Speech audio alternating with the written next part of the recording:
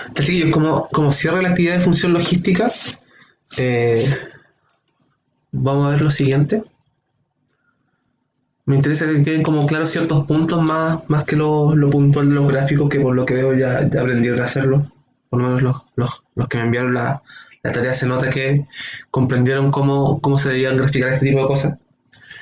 Así que mi objetivo es, más que nada, como hacer un repaso a la idea de cuál es el uso de GeoGebra y cómo nos permite encontrar modelo en este caso. Sí, les recuerdo que nosotros estamos trabajando en la función logística, ¿sí? Y hoy día se presentó una actividad que va en el foco de la función logarítmica, que es la última de las funciones que nos falta por ver. Entonces, el objetivo de esto es como una revisión a la guía de la función logística. Eso es lo que me interesa revisar con ustedes.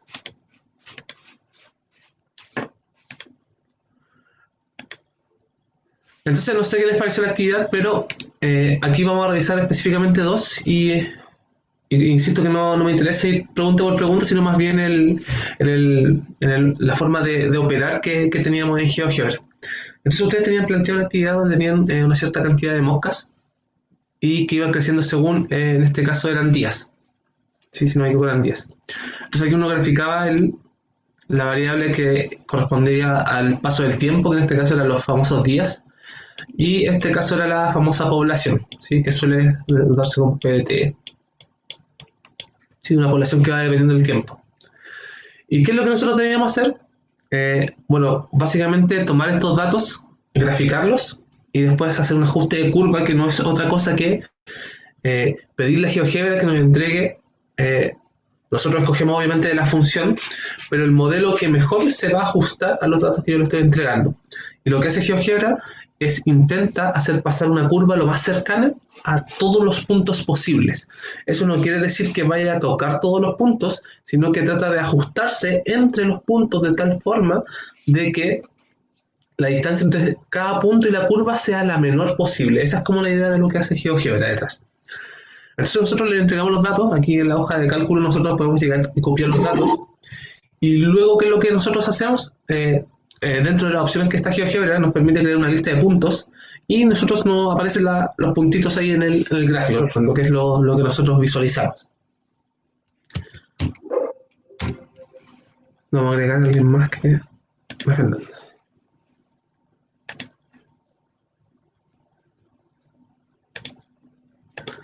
Entonces, una vez que nosotros agregamos los puntos, se genera la famosa lista de puntos que está presente acá al lado, que en este caso se llama L1. Y acá dentro de las opciones, nosotros podíamos hacer cualquier tipo de ajuste, es decir, nosotros podemos proponerle a GeoGebra eh, cuál es el modelo que nosotros creemos que siguen nuestros datos. Nosotros podríamos poner cualquier cosa, aquí podríamos poner un ajuste exponencial, es decir, que lo que va a hacer GeoGebra es tratar de ajustar la curva del modelo exponencial que vimos anteriormente a estos datos. Bueno, claramente estos datos no se comportan de forma exponencial, sobre todo si consideramos estos puntos de acá. ¿Sí? El resto podría ser una especie de exponencial, pero estos puntos no. Entonces, obviamente aquí uno pone ajuste logístico. ¿Y qué es lo que ocurre? Que GeoGebra traza esta curva por los puntos. Pero insisto en esto, como se está ajustando una curva a los puntos, si uno se acerca y va haciendo como zoom entre cada punto y la curva, se va a dar cuenta de que la línea no está por sobre los puntos, ¿sí? Sino que, como les dije recién, está tratando de eh, estar lo más cerca posible de todos los puntos a la vez. Y obviamente manteniendo su forma de función logística, que es el modelo que nos interesa. ¿Sí? Y con eso tengo mi famosa función. ¿Y cuál es la gracia de GeoGebra? Bueno, ahí, acá está todo a la izquierda, pero acá hice como un zoom a todo lo que se ve en la izquierda. Bueno, la gracia de GeoGebra es que de partida me entrega mi función, que es la que está acá. ¿Sí? Ahí está el famoso modelo logístico, el cual está representado por los datos, o está mejor ajustado por los datos. Y aquí yo con este modelo puedo comenzar a hacer lo que tanto me interesa, que es de partida, podría hacer predicciones, es decir, que pasa más allá de los datos que a mí me están entregando. Si no me equivoco, este 18 que está acá es días. Entonces yo me podría empezar a plantear cosas, por ejemplo, ¿qué va a pasar al día 20. Y eso es parte de la gracia de estas funciones. O sea, decir, si yo encuentro el modelo, yo puedo empezar a hacer preguntas sobre qué va a pasar a futuro. ¿Y qué basta con ver? Si acá, recuerden que acá tenemos el tiempo, siempre acá está abajito el tiempo, entonces tendría que ver aquí a la semana 20, o sea, el día 20, acá. Entonces coincide con los 500. ¿Sí? Y aquí noto que a partir de la semana 20 en adelante voy a mantener esa población, etcétera, etcétera, etcétera. Hay modelos que se ajustan aún más a la realidad y recuerden también que habíamos dicho en un comienzo que la realidad misma, si bien muchas cosas siguen este ajuste logístico, eh, en la realidad concreta, esta línea de acá se va acercando a un límite, ¿sí? Pero va fluctuando por arriba y por abajo de este límite. Es decir, que si bien acá, de forma teórica, el máximo de moscas que tendríamos son 500, ¿sí? Porque está dado por esta parte de la función, acá arriba, son 500, en la vida real, eh, los valores siempre estarían por sobre los 500 y por bajo los 500. Es decir, habría moscas, en algún momento habría más moscas de las 500 y después, no sé, por alguna razón comenzarían a morir y bajaría y después se volvería a estabilizar, etcétera, etcétera. Pero para este modelo, que es perfecto, nosotros decimos que nuestro límite son 500. Entonces, por ejemplo, aquí de la semana 20, incluso me atrevería a decir de la semana 19, o día 19, disculpen, esto se comienza a estabilizar en torno al valor de los 500.86 moscas, que es la población máxima que alcanza. Sí, son 500 moscas. Y con este mismo modelo, uno puede comenzar a hacer preguntas de todo tipo, como les comentaba. Y una de las preguntas decía que a qué semana yo iba a tener 400 moscas. ¿Sí?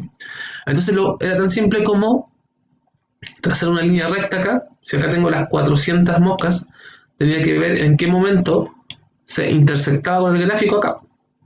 ¿Sí? Y para esto, ¿qué fue lo que hice? Fue graficar la función i igual a 400.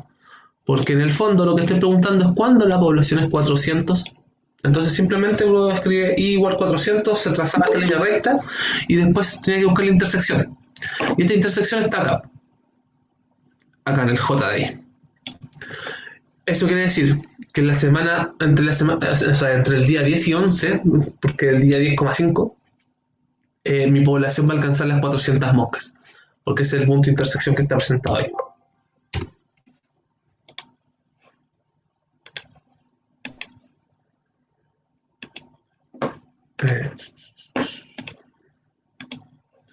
Entonces lo mismo después se hacía la pregunta con qué pasaba con las 200 moscas, si no me equivoco.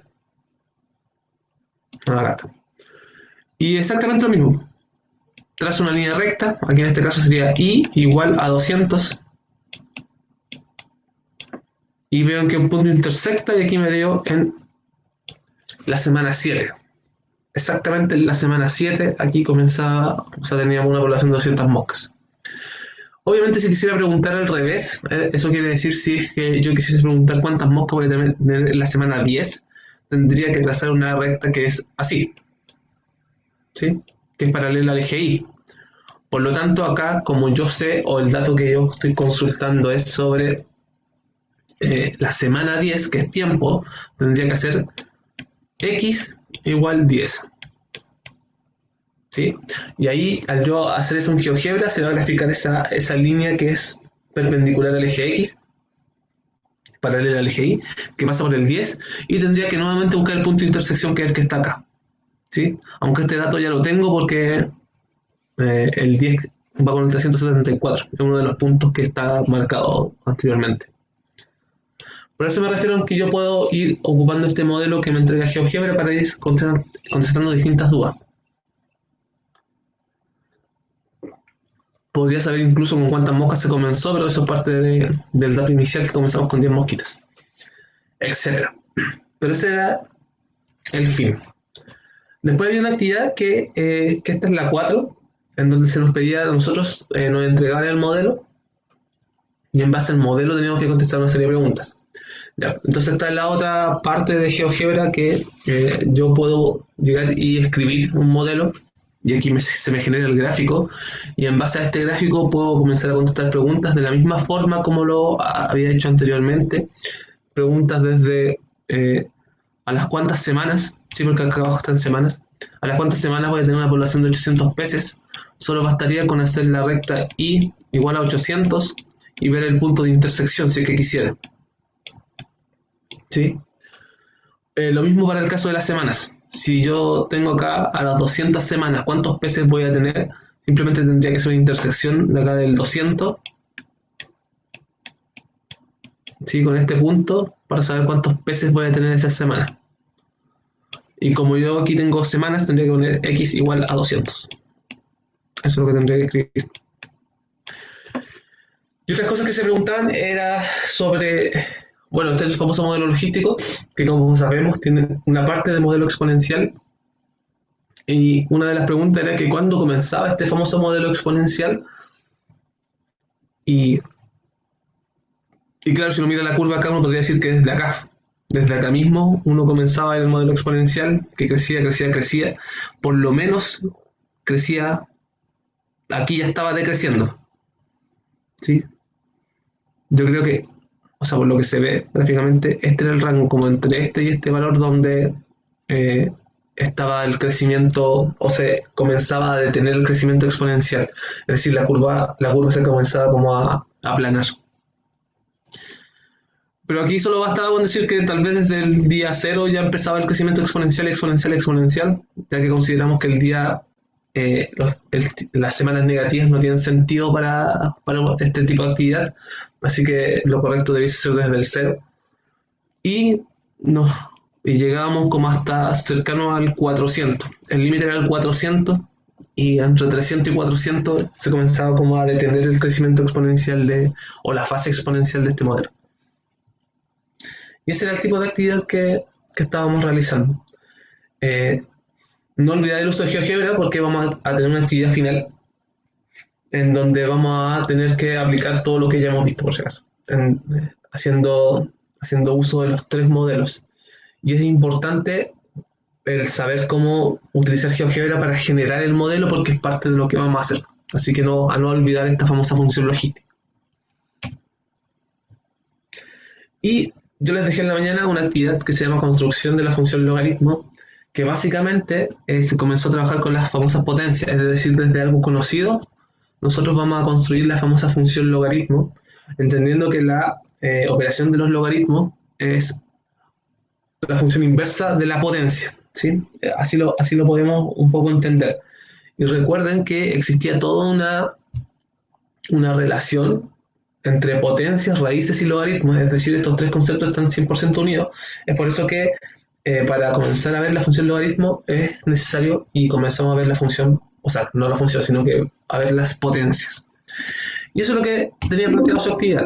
Si vamos a su actividad, que es lo que me interesa que veamos, porque el martes vamos a continuar trabajando con esto, esta es la función logaritmo parte 1, porque obviamente traté de dividir esta actividad en dos partes para que fuera un poco más sencillo. O aquí se me pasó, esto es 10 elevado a 5. Voy a hacer la corrección ahí. Y voy a subir el documento de nuevo.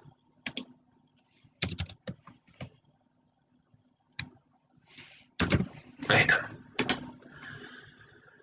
Y aquí lo que se pedía en esta primera parte es completar una tabla con algo que tal vez ustedes ya habían notado o si no notaban era necesario hacerlo ahora. Que son las famosas potencias de 10 y cuál es como la regularidad que se cumple entre la cantidad de ceros y el exponente que presenta la potencia de 10. ¿Sí? Por ejemplo, aquí la potencia de 10 elevado a 2 es 100 y la relación que se hace anteriormente es que tiene dos ceros y eso me lo está indicando acá el exponente. Acá el 10 elevado a 3 es un 1 acompañado de 3 ceros, dado el exponente, etc. Entonces la idea es que acá noten esa regularidad que se va dando. Y después se les pide que grafiquen en GeoGebra el valor de la potencia con el representante del exponente. Es decir que en vez de graficar, o sea, vamos a graficar el 10 con el representante del exponente utilizado que es el 1, el 3 se le va a asociar el 1000 porque tiene 3 ceros. Es decir, esto está indicando la cantidad de ceros. Entonces lo que vamos a graficar acá es abajo el valor de la potencia y en el eje Y la cantidad de ceros asociadas. Por eso acá está el punto marcado 1 con el 10, porque el 10 tiene un 0. Acá el 100 con el 2, ¿sí? Después el 1000 con el 3, etc. Entonces se les pide que vayan completando la tablita que está ahí y grafiquen los demás puntos en GeoGebra. Luego les plantean una serie de operaciones en donde ustedes pueden multiplicar y hacer operaciones con potencia de 10 mucho más rápido. Dice que, de acuerdo a la tabla 1, en vez de operar con el número 100, se considera el 2, y en vez del 10.000 se utiliza el 4. Además, multiplicar 100 por 10.000 es equivalente a sumar el valor de los exponentes 2 más 4, por lo que me daría 1.000.000, ya que el resultado de la suma es 6, y se tiene que 10 elevado a 6 es 1.000.000. Con esta estrategia, ¿sí?, se puede llevar a cabo mentalmente algunas multiplicaciones. Y acá ustedes les proponen estas multiplicaciones que están acá, y se les pide que completen nuevamente la tabla. Y, por ejemplo, estas cosas dice 10 elevado a 2 por 10 elevado a 3, nosotros sabemos que conservamos base, sumamos exponente, que es lo que está acá, ¿sí? Y esto es igual a... acá falta un 0. Eso es 1000, claro. Ahí está, falta eso. Y 2, 3, 4. Ahí está, 6. Eso es lo que debes hacer. Voy a hacer las correcciones de inmediato por si acaso. ¿Sí? Pero en el fondo lo que nos dice es aplicar la propiedad de potencia, que es mantener la base, sumar exponentes, y eso me va a indicar el resultado del exponente, la cantidad de ceros que va a tener mi potencia de 10. Dice hasta el momento se ha trabajado con exponentes positivos y les preguntan qué pasa con los exponentes negativos, es decir, cómo se comporta el número decimal y cuál es la relación entre el exponente negativo y la cantidad de decimales que tiene mi valor. En este caso tengo 10 elevado a 5, que significa técnicamente que tengo 5 ceros antes del 1, por eso es 0,00001. El 10 elevado a menos 4, que significa que tengo 4 ceros antes que el 1, etc. Y se les pide que completen nuevamente y mejoren el gráfico anterior que ustedes hicieron, que es el que está acá, ¿sí? Utilizando ahora que los exponentes negativos. Y con eso van a completar y van a mejorar un poco la tabla que habían realizado en la actividad anterior. Y después les preguntan acá, les ponen dos situaciones en donde Francisco hace una explicación de qué es lo que está ocurriendo acá, Tania está haciendo una explicación de lo que está ocurriendo acá y les piden si es que ustedes están de acuerdo con lo que ellos plantean. Y esa sería la parte de la actividad número 1. Y esta es la parte número 1 que nos va a ayudar a construir la función logaritmo. Entonces, ¿qué me gustaría que sacar el limpio de esto? Las potencialidades de GeoGebra, comprender cómo hacer el uso del ajuste de curva, que es algo súper necesario, sobre todo en ramos de ciencias. Si alguna vez para realizar experimentos van a necesitar algo que le ayude a modelar los resultados que ustedes están observando, y específicamente nos va a servir a nosotros para seguir trabajando con estos modelos. Es decir, nosotros podemos recibir datos, eso lo pasamos a un gráfico y después vemos qué curva es la que mejor se ajusta a lo que estamos observando. Y recordar la actividad de las potencias de 10 que voy a subir de nuevo con las correcciones que hice recién. Pero lo que me interesa es que con esa actividad que vamos a trabajar el martes también, se comience o ustedes logren visualizar este nuevo modelo que vamos a pasar a ver, que es el famoso modelo logarítmico, y ojalá, y vamos a llegar a comprender más que nada para qué tipo de situaciones a mí me conviene hacer o me conviene modelar esto con una función logaritmo. Así que eso, chiquillos, es lo que les tenía que decir el día de hoy. Obviamente, si hay dudas, se pueden responder.